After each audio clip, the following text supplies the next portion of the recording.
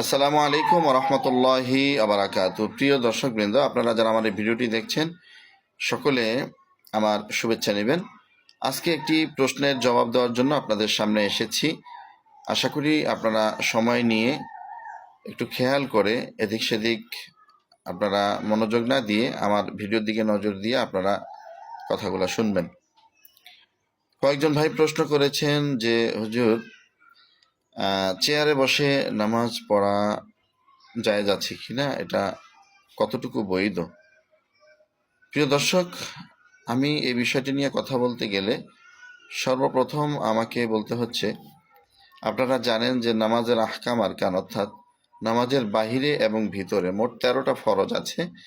এই 13টি ফরজের মধ্যে নামাজের বাহিরে আছে 7 ফরজ এবং ভিতরে আছে 6টি ফরজ।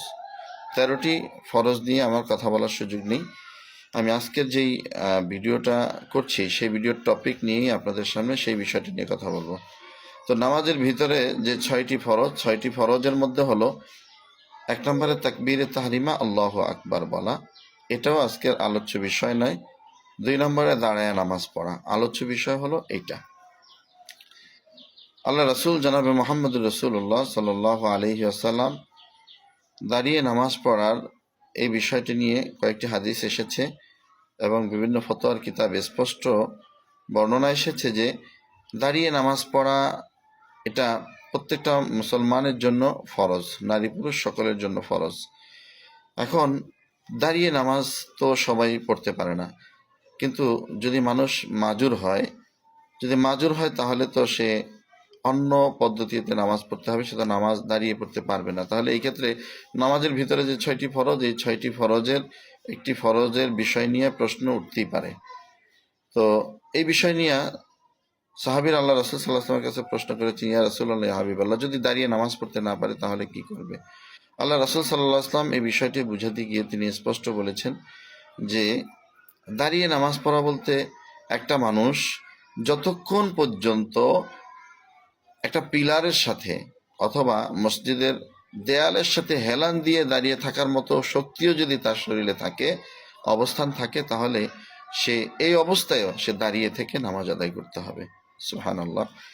কিন্তু যদি তার পিলারের সাথে দাঁড়িয়ে থাকার সেই শক্তিটাও যদি না থাকে, তাহলে তিনি 3 সিস্টেমে নামাজ আদায় করতে পারেন। 3 ভাবে বসার একটা সিস্টেম আছে, যে 2 হাঁটু ফেলিয়া 2 হাঁটু উঠায়া, অথবা আমরা এইভাবে 2 পা করে যেভাবে বসে, অর্থাৎ বসার যে 3 সিস্টেম, এই 3 সিস্টেমের যে কোনো এক সিস্টেমে সে ব্যক্তি বসতে পারে মাটিতে। তাহলে সে ব্যক্তি মাটিতে বসে ছড়ায়া ছিটায়া যদি পাও দিয়েও যদি পা সামনের দিকে দিয়ে যদি সে বসতে পারে, তাহলে ওই অবস্থায় সে মাটিতে বসে নামাজ আদায় করবে। আর যদি সে ওই অবস্থায় বসতে না পারে, তাহলে আমরা খাবার খাওয়ার যে সুন্নাহ, সেই সুন্নাত অর্থাৎ 2 হাঁটু উঠায়া, এই 2 হাঁটু উঠায়াও যদি কেউ বসে নামাজ আদায় করতে পারে মাটিতে, তাহলে সে ওই অবস্থায় নামাজ আদায় করবে। ঠিক আছে? অর্থাৎ 3 কিসিমের যে কোনো এক কিসিমে সে বসে মাটিতে নামাজ আদায় করতে পারবে, পড়তে হবে। যদি এই 3 ভাবের এক ভাবেও যদি বসা সম্ভব না হয়, তাহলে ওই ক্ষেত্রে সে চেয়ারে বসে নামাজ আদায় করতে পারে, তার কারণ সে মাজুর।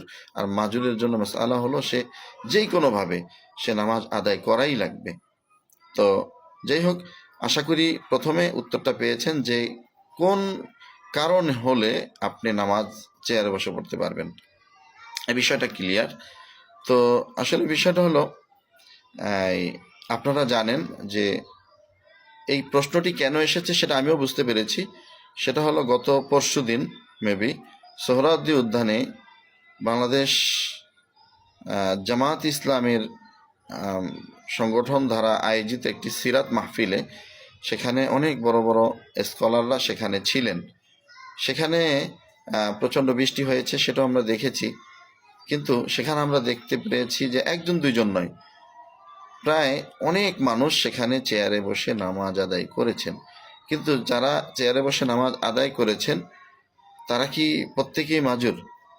এই যে এর আগে বললাম আপনাদেরকে যে দাঁড়িয়ে যতক্ষণ পর্যন্ত সে হেলান দিয়ে দাঁড়িয়ে থাকতে পারে ততক্ষণ পর্যন্ত সে দাঁড়িয়ে নামাজ আদায় করবে, কিন্তু যদি সে অবস্থা না থাকে তাহলে 3 ভাবের যে কোনো একভাবে বসে নামাজ আদায় করে, মাটিতে, চেয়ারে বসে না। কিন্তু যদি ওই 3 ভাবের একভাবেও যদি নামাজ আদায় করতে না পারেন তাহলে সে চেয়ারে বসে নামাজ আদায় করতে পারেন। এমনকি চেয়ারে বসে নয়, যদি সেটাও সম্ভব না হয়, চেয়ারে বসেও যদি নামাজ আদায় করতে না পারে তাহলে সেজন্য ইশারায় নামাজ আদায় করে। তাহলে বিষয়টা একদম ক্লিয়ার। তো আসলে সোহরাওয়ার্দী উদ্যানে যে ঘটনাটি ঘটেছে, এই ঘটনাটির দ্বারা বিভিন্ন জায়গা থেকে যারা করেছেন তারা বিভিন্ন যুক্তি উপস্থাপন করার চেষ্টা করছেন। আসলে শয়তানের সবচেয়ে বড় একটা হাতিয়ার হলো, কেউ যদি ভুল করে তাহলে তার ভুল যেন সে স্বীকার না করে, এই ব্যাপারে শয়তান খুব উঠে পড়ে লেগে যায়। সে যেন এই ভুল স্বীকার না করে, অর্থাৎ সে যদি ভুল স্বীকার করে তাহলে তো সে তওবা করে ফেলবে, ঠিক না? আর তওবা করলে তো আল্লাহ তাআলা মাফ করে দিবেন। এই জন্য মানুষের ভিতরে আত্ম অহমিকা ঢুকাইয়া দিয়া, আমিত্ববাদ ঢুকাইয়া দিয়া, যে না আমি যদি এটা ভুল স্বীকার করি তাহলে হয়তোবা লোকে কি বলবে, আমি এত বড় একজন স্কলার, আমরা এত বড় দলের লোক, তাহলে আমাদের মান সম্মান কোথায় যায় পৌঁছায়। তো এই যে আত্ম অহমিকা বা আমিত্ববোধ, এই আমিত্ববোধ রক্ষা করার জন্য মানুষ কি করে, তাদের ভুলগুলা স্বীকার করতে চায় না। তো এই কথাটা না বললেই নয় যে আসলে যারা বলার চেষ্টা করছেন যে সেখানে তো বৃষ্টি হয়েছে, সেজদা দেওয়ার জায়গা ছিল না, চেয়ারগুলো উঠে আবার সেখানে সেজদা দিয়ে আবার চেয়ারগুলো গোছানো অনেক কষ্টকর ছিল, এই জন্য আমরা নামাজ আদায় করেছি। প্রিয় ভাই, আপনাদেরকে আমি একটা হাদিসের কথা বলছি। আপনারা সহিহ বুখারীর 669 নম্বর একটি হাদিস আছে। আল্লাহ রসুল সাল্লাল্লাহু আলাইহি আসাল্লামের সাহাবী বলেন, আমি দেখেছি আল্লাহ রসুল সাল্লাল্লাহু আলাইহি আসাল্লাম মসজিদে নামাজ আদায় করছেন, আর মসজিদের ছাদটা ছিল খেজুর গাছের ডাল দ্বারা তৈরি ছাদ। আর যখন বৃষ্টি হয়েছে, বৃষ্টি হওয়ার কারণে মসজিদের ভিতরে পানি পড়েছে। আল্লাহ রসুল সাল্লাল্লাহু আলাইহি ওয়াসাল্লাম সেখানেও চেয়ারে বসে নামাজ আদায় করেন নাই, তিনি স্বয়ং সেই মসজিদের যেই ফ্লোরেই তিনি সেজদা দিয়েছেন, তার নাকে এবং কপালে মাটি আমি লাগতে দেখেছি। এর মানে কি? এর মানে হলো, যতক্ষণ পর্যন্ত আপনি ওই যে শরীয়তের ওজরের আপনি যদি মাজুরের মধ্যে না পড়েন, ততক্ষণ পর্যন্ত আপনি ইচ্ছা করলেই আপনি কোনো কিছু করতে পারবেন না। তো আরেকটা বিষয় না বললেই না, এখানে যারা বলার চেষ্টা করেন আসলে সেই পরিস্থিতিটা তো সেই রকম ছিল না, তারা মনে করছেন যে না সেখানে তো সেজদা দেওয়ার মতো জায়গা ছিল না। আমি আপনাদেরকে বলি ভাই, ঢাকা শহরকে মসজিদের নগরী বলা হয়, মসজিদের শহর বলা হয়। সোহরাওয়ার্দী উদ্যান, এটা আমরা ঢাকা শহরে বসবাস করেছি, দীর্ঘদিন ঢাকায় ব্যবসা করেছি, চাকরি বাকরি করেছি, সেই সুবাদে আমরা সোহরাওয়ার্দী উদ্যান ভালো করে চিনি। তার আশেপাশে অনেকগুলো মসজিদ আছে, ইচ্ছা করলেই মানুষ সেখানে গিয়ে নামাজ আদায় করতে পারতেন, ঠিক আছে? এটা তো ওজরের মধ্যে পড়ে না যে আপনি এখানে নামাজ আদায় করতেই হবে, ঠিক না? যে ওখানে যতটুকু জায়গা শুকনা ছিল তারা সেখানে নামাজ আদায় করতো, অসুবিধা ছিল না। কিন্তু যেহেতু আশেপাশে অনেক মসজিদ ছিল, সেখানে গিয়ে মসজিদে নামাজ আদায় করাটাই উত্তম কাজ হতো। কিন্তু যারা আজকে এটাকে জায়েজ করার চেষ্টা করছেন, আল্লাহি কোরআন এবং হাদিস অনুযায়ী যেটা আমরা দালিলিক প্রমাণ পাই, সেটা হলো যতক্ষণ পর্যন্ত তারা ভুল স্বীকার করে ওই মানুষদেরকে নামাজ দোহরায়া পড়ার জন্য না বলবেন, ততক্ষণ পর্যন্ত ওই ব্যক্তিদের নামাজের জিম্মা যারা দায়িত্বশীল ছিলেন তাদের ঘাড়ের উপরেই বর্তাবে। এটার জন্য হাসরের ময়দানে তারা আল্লাহ তাআলার কাছে জবাবদিহি করা লাগবে। আর যদি তারা বলে দেন যে না এটা আমাদের ভুল হয়েছে, তাহলে মানুষ নামাজ দোহরায়া আদায় করবে, তাহলে তারা এখান থেকে বেঁচে গেল। তো পরিশেষে আরেকটা কথা বলি ভাই, এই যে এক ওয়াক্ত নামাজ নষ্ট হয়ে গেল, এই এক ওয়াক্ত নামাজ আপনি সারা জীবন সিরাত মাহফিল করলে যত সওয়াব হতো, আপনি এক ওয়াক্ত নামাজ যে মানুষের নষ্ট হয়ে গেল, সারা জীবনের এই সিরাত মাহফিল দ্বারা কি সেই এক ওয়াক্তের জায়গাটা পূর্ণ করা যাবে? কখনোই যাবে না। তো আসলে হিংসাত্মক জায়গা থেকে আমরা না দেখে, আমরা নিজেদের আত্মসমালোচনার দিকটার দিকে লক্ষ্য করে আমরা যদি এই বিষয়গুলো মেনে নিই, তাহলে আমাদের মধ্যে আর বাকবিতণ্ডা হয় না, কথা নিয়ে বাড়াবাড়ি হয় না। আশা করি যে সমস্ত ভাইরা এই বিষয়ে প্রশ্ন করেছেন যে হযরত কিছু বলেন এই ব্যাপারে, তারা আপনারা এই কথাটির উত্তর আপনারা পেয়েছেন।